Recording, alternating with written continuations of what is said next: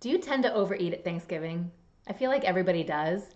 But if you are somebody who really struggles with your relationship with food and your body, then I want to give you 3 tools today to use so that you do not overeat and obsess at your Thanksgiving. And of course, you can use these tools for any dinner party or really any situation where you are around food and people.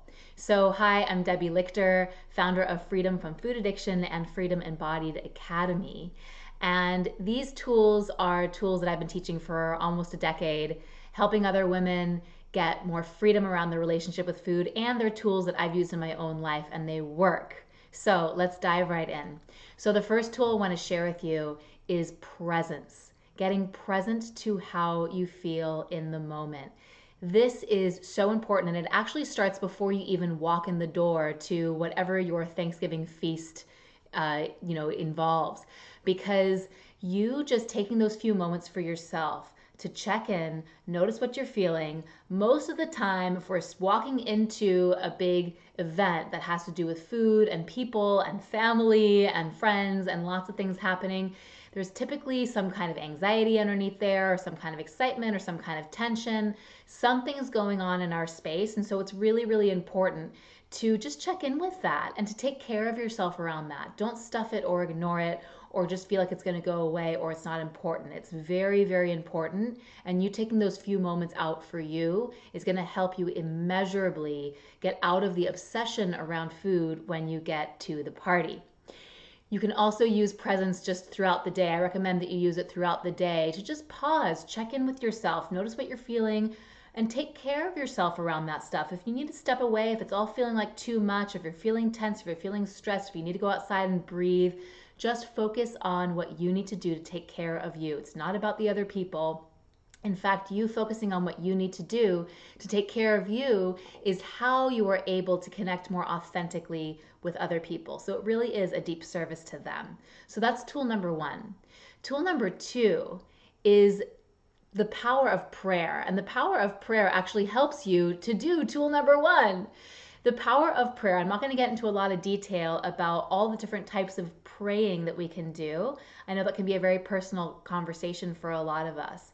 But what I found really works in the situation is something that is very, very simple. Like, please show me what healthy eating looks like today. Or please help me to be close to you.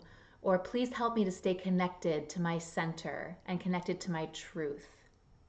These requests of the universe or God or whatever your spiritual beliefs are help us to stay connected to that deeper, truer expression of ourselves, so that we're not so caught up with how we are reacting to or what other people are thinking of us or the judgments that people are making or the judgments that we have about other people. It just helps us recalibrate to a deeper level of truth that is so, so important. And of course, using the power of prayer in conjunction with presence is really, how I have lived most of my life. And this carries through well beyond the dinner table. So those two things together can be an absolute asset for you at Thanksgiving. And that brings me to tool number 3, which is to focus on the people instead of the food. It can be so easy to start to get obsessive about what I should eat, what I can have, what I can't have. Am I going to be good today or am I going to be bad today? What am I going to do?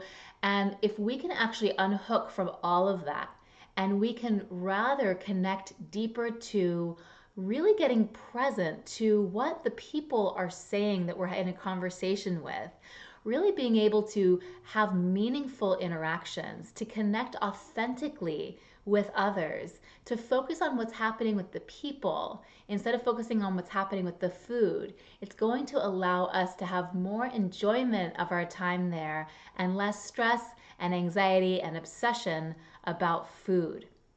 So that's a massive, massive tool. And there's 2 more bonus tools that I want to share with you as well. The first bonus tool is to pause, is to use the power of pausing all throughout the day. So pausing, you can use it in conjunction again with any of the other tools. Pausing is like you can just, if you're in the middle of a conversation with somebody or you're starting to feel uncomfortable inside or you think that you want to go have seconds or whatever that is, just take those few moments to breathe, to recenter, to get back connected with you, and to really tap into a deeper truth. Pausing is usually a step that I take before I step into prayer. And that pause and that prayer will help me to be more present and will help me to connect more authentically with the people around me. So that's usually how it works for me.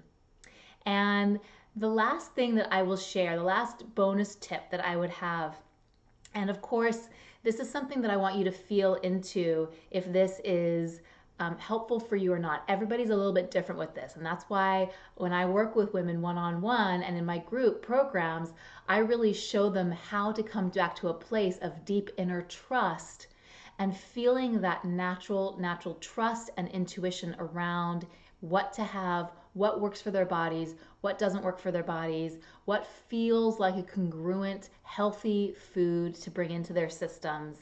So take this tip or this tool with a grain of salt. But what I have found is that when we think, oh, I'll just have a little bit of this, I'll just have a little bit of that, I'll just taste a little bit of all of these things, that usually when I'm by myself or in other circumstances, I can start to get a real craving for. Like maybe it's with sugar, or maybe it's with stuff with a lot of fat and oil, or maybe it's just, overeating on a bunch of different things. But I really recommend that you take a moment to pause and to really get connected to yourself about like what actually feels like something that feels like it's going to move me towards a closer place of feeling more connected to myself after I eat it. What's going to help me feel more connected with myself after I eat it? Because we can say, oh, I'm just going to try this and I'm just going to have this and I deserve it and whatever. But we probably, on the other side of eating it, we'll have a lot of guilt, we'll have a lot of obsession, and it'll actually take us away from being able to be present and connected with the people around us. And so I like to just consider, what can I eat that will allow me to feel more connected to myself after I eat it and will allow me to stay present, connected with the people around me? And that usually helps me to reorient around the food choices that are going to be the best for me in a situation like Thanksgiving, where there's lots and lots of options and lots of yummy things to choose from.